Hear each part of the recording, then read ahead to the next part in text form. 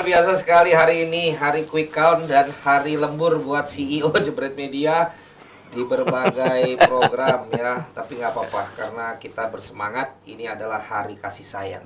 Betul. Kan Valentine. Valentine's Nama Day. gue kan Valentino. Lo nggak nyelamatin ulang tahun gue? Emang ulang tahun bener? Enggak.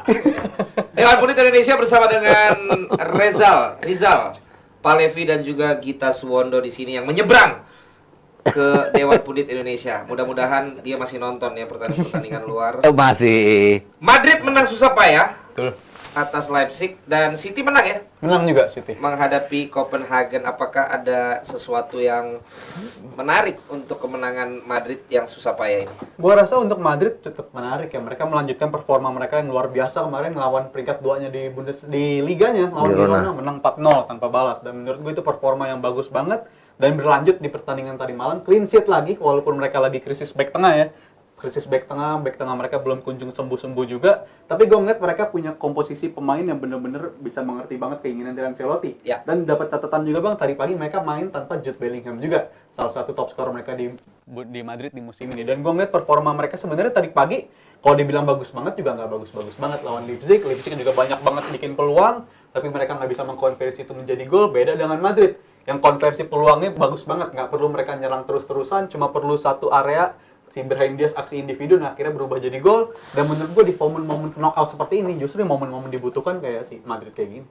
Ya tapi ketidakhadiran Bellingham tadi, Mas Gita, apakah memang itu yang membuat Madrid nggak menang seperti yang diharapkan lah kalau bisa? Di depan ya mungkin agak menjadi masalah. Artinya mereka, kalau gua lihat secara keseluruhan kan mereka hanya menghasilkan 3 shot on target, Ya. tapi 1 menghasilkan gol, dan dari 2 yang tidak menghasilkan gol itu 1 membahayakan penjaga gawang, harus penyelamatan, yang lainnya shot on target ini.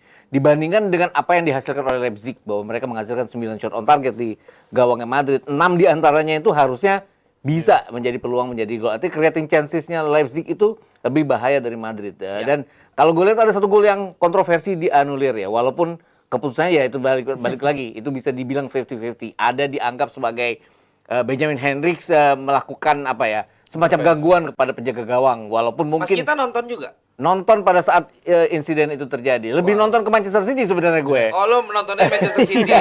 Tapi begitu. Tapi lo masih begadangan lo? Masih, kalau Liga Champions gue begadangan. Oh, Yang agak nggak begadangan itu kalau Serie A, La Liga yang gue nggak Nah, lo begadangan. nontonnya malah Manchester City? Iya, kemarin tuh gue pengen lihat Manchester City. Pasti gimana. karena warnanya sama dengan yang lo. Senada tuh, bener tuh. Lo harus sama-samain Gue banget ya. tadi ke TPS pakai baju kuning loh tapi. Wow. Iya, tulisannya biru tapi. Ya kan itu satu koalisi. Ya, bahkan berita terbaru mengatakan bahwa para pimpinan parpol koalisi sudah bersama-sama di Istora Senayan dibagikan nasi kotak.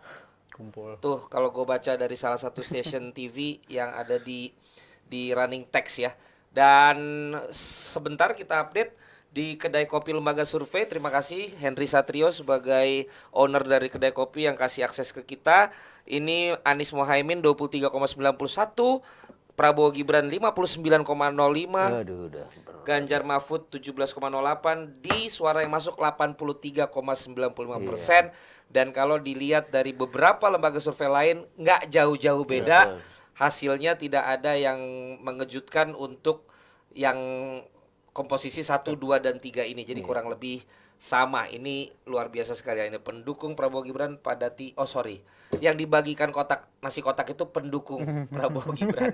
Kalau pimpinan parpol koalisi kayaknya bukan nasi kotak. Beda ya. Mungkin itu beda. Kemudian tadi dikatakan Timnas Amin mengatakan kami punya hitungan internal, tunggu hasil dari hitungan tim internal. Dari Ganjar Mahfud, quick count bukanlah hasil akhir. Iya. Balik lagi kita ke itu nanti bahasannya berat itu ke Popon sama ke Yuda. Iya, betul. Kalau kalian bukan ke bagian Betul. situ, ya kan? Hasil akhirnya 0, Leipzig 0, Madrid 1. Hasil akhir. Tapi kan gitu, Madrid kadang-kadang begitu. Dia menang susah payah leg pertama, leg kedua bakalan ini. Tapi biasanya Ancelotti itu selalu punya jawaban. Ya, Selalu punya jalan keluar untuk akhirnya ya Madrid lagi yang lolos gitu. Kalau lo melihat juga akan begitu nggak? Itu bener banget ya, karena kita dari musim-musim mereka ketika jadi juara pun, mereka justru juara di mana musim itu sama sekali mainnya menurut gua nggak meyakinkan gitu. Banyak momen mereka ketinggalan lebih dulu, tapi akhirnya di hasil akhir sebenarnya mainnya kalah lebih bagus daripada lawannya, tapi mereka tetap bisa menang. Menurut gua mereka punya cara untuk ngelakuin itu. Dan terlebih di musim ini, walaupun dari komposisi pemain nggak selengkap musim lalu, kalau gua bilang ya, musim ini mereka ada beberapa perubahan. Habis itu di sisi striker juga menurut gua striker dan back menurut gua agak mengejutkan ya. Mereka berani menghadapi musim dengan hanya seorang Joselu, dan juga di lini belakang mereka udah kerontok, lini belakangnya udah cedera-cedera, mereka tetap pede ngelewatin bulan Januari bursa transfer, mereka nggak membeli pemain, padahal mereka masih bersaing di liga juga masih peluang menjadi juara masih gede. Habis itu di Liga Champions juga masih gede. Menurut gua Ancelotti ini punya pemahaman khusus sama pemain-pemainnya, karena gelandang-gelandangnya itu ternyata bisa juga dimainin jadi back tengah segala macam. Jadi menurut gua dia punya kepercayaan tinggi yang sangat-sangat tinggi, terutama sama pemain-pemainnya. Dan pemain-pemain ini gue salut juga, karena kebanyakan pemain muda juga. Tchouaméni, abis itu si Brahim Diaz muncul sebagai man of the match tadi malam juga. Jadi ini menunjukkan pemain-pemain muda pun juga nggak ngerasa kalau dia hanya terus-menerus berada di bangku cadangan. Di momen dia ketika dibutuhkan, mereka bakal step up dan terbukti bisa menghasilkan poin penting. Adakah kemungkinan kans untuk Leipzig walaupun Enggak, ini cuma kalah 1-0? Karena gue ngeliatnya juga gini, Girona kan beberapa minggu Ya. ada di atas. Kalau mau compare sama Girona. Iya, tapi maksud gue Girona beda, Bos, sama iya, Leipzig. emang. Cuman maksudnya Madrid ini punya kemampuan untuk bisa mengatasi tim-tim yang mediocre gitu lah. Artinya ya lu bisa bikin kejutan tapi tidak terhadap gue gitu loh. Dan ini yang gue lihat terhadap Leipzig. Kalau dilihat tadi malam kehilangan Jude Bellingham juga ada sedikit ya, tapi tidak akan membuat mereka kewalahan menghadapi Leipzig. Walaupun ya memang sangat disayangkan kalau kemarin 1-1 mungkin leg keduanya akan lebih Leg kedua berarti mainnya di 6 Maret nanti. Di Bernabeu, kandangnya Madrid nantinya. Oh, Dan faktor lain yang gue tambahin juga dari Bung Gita, mereka juga faktor kiper juga menurut gue kayaknya Ancelotti udah menemukan faktor pilihan pertamanya siapa. Karena belakangan 1 bulan 2 bulan lalu masih ada momen-momen gue nyoba. Tidak ada itu. Iya, gue nyoba Lunin, habis itu gue nyoba 2 match 3 match gue coba lagi si Kepa, tapi kelihatannya sekarang dia udah all out ngasih kepercayaan ke si Lunin ini. Dan kalau ngeliat tadi malam juga, ya bener Leipzig nyiptain 9 shot on target, tapi penyelamatan Lunin menurut gue juga penting Ada 6 juga. ya. Iya, dan gue ngerasa dia sampai akhir musim akan dicoba sebagai pilihan pertama dari Ancelotti untuk kiper, posisi kiper. itulah bagaimana pembahasan tentang Real Madrid yang menang dengan 0-1 tanpa ada Bellingham, tapi ternyata Brahim Diaz ya. Yes. Sama ada beberapa pemain muda menurut Rizal tadi, Tchouaméni dan lain-lain. Sementara kalau dari Mas Gita mengukurnya dari sosok pelatih yang susia ya dengan Mas Gita, yaitu Ancelotti, bahwa mereka selalu bisa. Tuan dia. Ya beda-beda tipis lah generasinya. Lo kan ngeliat dia main dari zaman Milan kan. Ya kan, bahwa mereka akan selalu punya Dia belum jawaban. pernah pilpres tapi gue udah. Mereka akan selalu punya jawaban untuk menghadapi tim-tim yang menurut Mas Gita ini ya kategorinya mediocre lah. Nah, di pertandingan selain Madrid yang Anda saksikan lebih banyak ya. Anda berharap nonton itu atau nonton yang lain sih, Manchester City? Gue ngarepin Manchester City setidaknya diimbangin gitu Oke. loh. Dan sempat 1-1 ya. Sempet Maksud diimbangin. gue, ini begitu 1-1 gue masih mengharapkan bahwa akan Menang ada berapa akhirnya? 3-1. Oh. Dan tapi susah juga ya. Kos apa ini? Hasil akhirnya aja nggak tahu berapa Manchester City. Maksud gue, kalau di sana ada Kevin De Bruyne, ada Foden, itu mereka gol pertama dan ketiga tuh saling assist jadinya. Assist Foden diselesaikan De Bruyne, assist De Bruyne diselesaikan oleh Foden. Artinya mungkin ada momen-momen sequence di mana mereka kewalahan, tapi kalau melihat secara keseluruhan kan Copenhagen di kandangnya sendiri hanya bikin 1 shot on target jadi gol. Dan ini mereka tidak dibiarkan untuk bisa berkembang bahkan pada saat mereka ada di daerah penaltinya Real Madrid. Dan gue nambahin 1 gol, tapi itu juga dari errornya Iya. kiper juga. Iya, Kipernya betul. ngoper ke pemain Copenhagen dan akhirnya bisa dihukum jadi gol. Jadi sebenarnya pertandingan City tadi pagi itu bisa dibilang bagi gue cukup sempurna.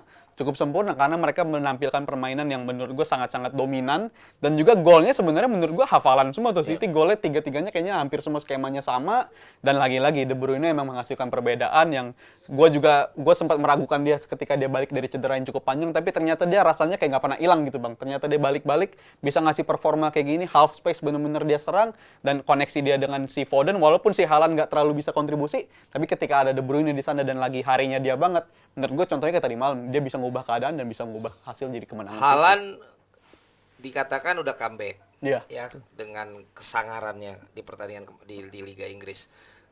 Kembalinya De Bruyne benar-benar langsung berkontribusi. Betul. Bahkan dari pertama kali dia tampil setelah cedera sampai dengan kemarin. Iya.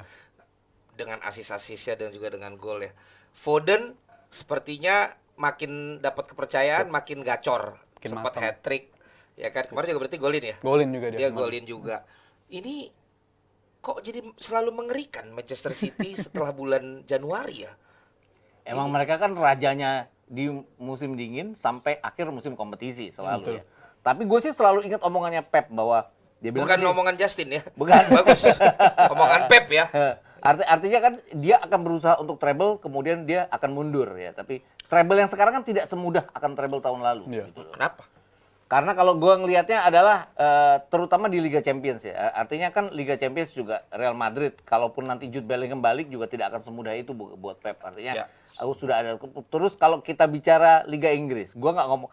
Dua pesaing mereka di Liga Inggris kan punya kemampuan yang sama untuk mengejutkan mereka. Ini artinya mereka kan juga Arsenal maksudnya? enggak, Liverpool juga. Oh, Jadi enggak Liverpool juga. Maksudnya Arsenal dan Liverpool. Arsenal dan Liverpool. Oke. Artinya mereka kan demikian superior terhadap Arsenal musim lalu ya. Arsenal yang lagi hebat-hebatnya pun 2 kali kalah, home and away, 3 kali bahkan dengan FA Cup. Iya. Tahun ini kan mereka ya bisa dikalahkan oleh Arsenal. Artinya Arsenal juga tidak apalagi ya, tidak terlalu dalam tanda kutip ketakutan pada saat menghadapi mereka. Ini yang mungkin akan membuat Pep sulit gitu. Dan kalau Dan kalau faktor dia udah yakin bahwa gue akan mundur kalau treble lagi, dia nggak yakin treble itu.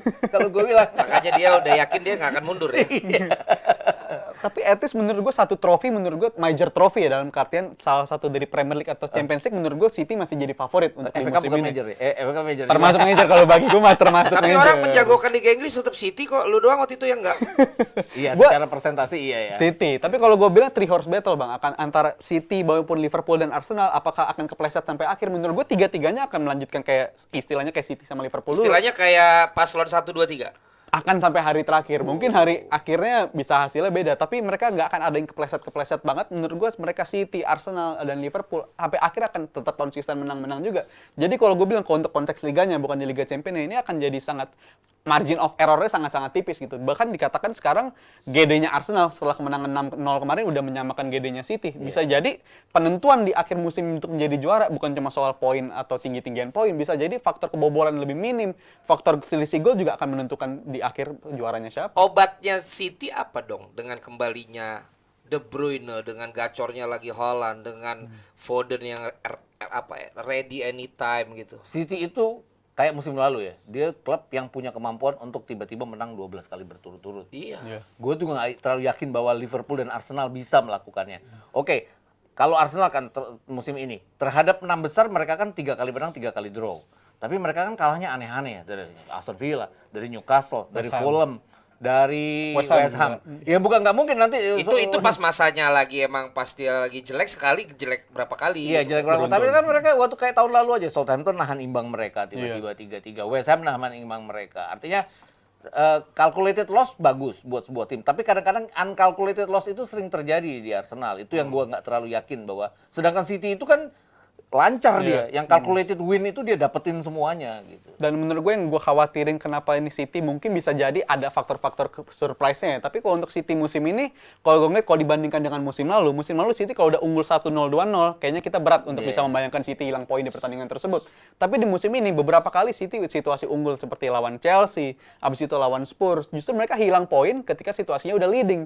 Menurut gue itu harus segera diperbaiki sama Pep, yang belakangan sih udah kelihatan mulai diperbaiki, tapi jangan sampai momen kayak lawan Spurs dan Chelsea ini terulang, karena itu terbukti margin of error. Lagi-lagi gue bilang margin of error setipis mungkin, seminimal mungkin akan mengubah jalannya perburuan title juara di musim ini. Tapi selalu ada yang dilahirkan. Jack Grealish sempat diragukan, tiba-tiba ya, waktu bagus itu ya. dia Betul. keren abis, Iya, ya kan?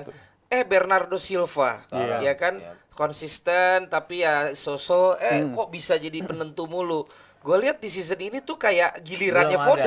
Foden. Iya, Foden. Gitu loh. benar. Ini kayak Pep Guardiola tuh kayak bisa memberikan quantum leap untuk masing-masing pemain gitu loh di dalam apa ya, antrian. Ya, betul. Itu emang Pepnya atau pemainnya atau gimana menurut Kalau lu? ngelihat video-video dia di luar di kamar ganti ya, kayak gimana dia ngangkat motivasi pemain itu, Rodri lah dibentak-bentak ya. Terus Rodri jadi sesuatu kan dalam pola 3-1-4-2 musim lalu. Bukan itu malah kan- baper ya. Iya, kan satunya yang milik Rodri itu. Kalau Rodri nggak ada berantakan, Rodri itu yang bikin semuanya jadi hebat. Terus kalau Tahun lalu juga ada Gundogan ya, di usia tuanya dia demikian luar biasa. Tahun ini Foden yang dianggap udah agak menurun, tapi kan dalam usianya muda dia cepat bangkit dan itu mengangkat motivasi itu yang kalau gue lihat si Pep sangat bagus. Kalau si Fodennya mungkin gue akan mengarahkan ke individual dia sendiri karena dari musim sebelumnya pun dia dikatakan bisa salah satu pemain yang konsisten bagi gue. Dia salah satu pemain yang dipercaya sama Guardiola terus untuk main,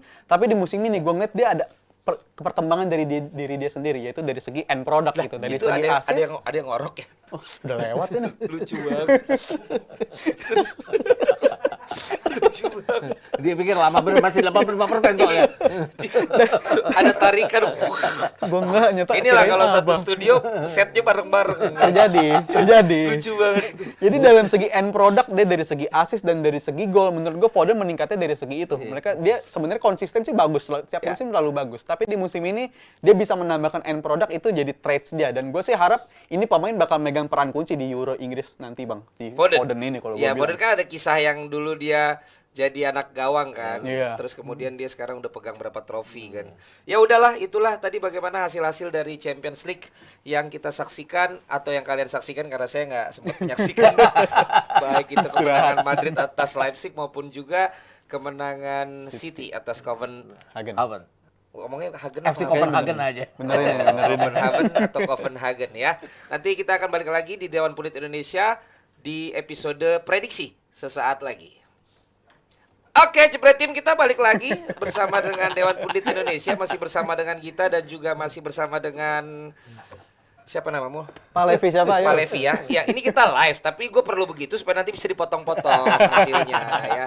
Jadi nanti sebelum kita kembali lagi menuju ke quick count, kita akan ngobrol-ngobrol tentang prediksi pertandingan Champions League malam ini. Yep. Karena walaupun ini adalah hari pemilu dan hari Valentine, semua masih menunggu apa yang dikatakan oleh pandit-pandit DPI mengenai prediksi pertandingan. Sebelumnya kembali kita akan bacakan klasemen sementara dalam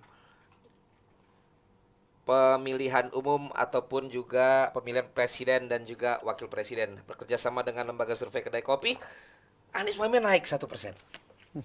Jadi 24,01%. Kemudian Prabowo Gibran tetap stay di 59,07%. Ambil dari sini. Justru dari Pak Ganjar mungkin yang menurun ya. Makin. 16,99%. Tapi tadi kalau hitung-hitungan gampangnya gue melihat dari ini adalah 85%, sisa 15% pun udah nggak berpengaruh. Udah stabil ini. Kalau begini udah cenderung Mas, stabil. sisa 15% pun ditambahkan ke yang lain. Iya. Udah nggak. Dia tidak akan kedua tempat itu juga kan 15%-nya. Betul. Bahkan ditambah pun enggak. Bahkan nomor 2, nomor 1 ditambah nomor 3 nggak nguber ke nomor 2. Jadi itu sementara, nanti kita akan lanjut lagi ke sana. Masih ada Popon yang sedang beristirahat ya, dan juga Yuda yang sedang research ya. Memang mereka beda sekali kayaknya.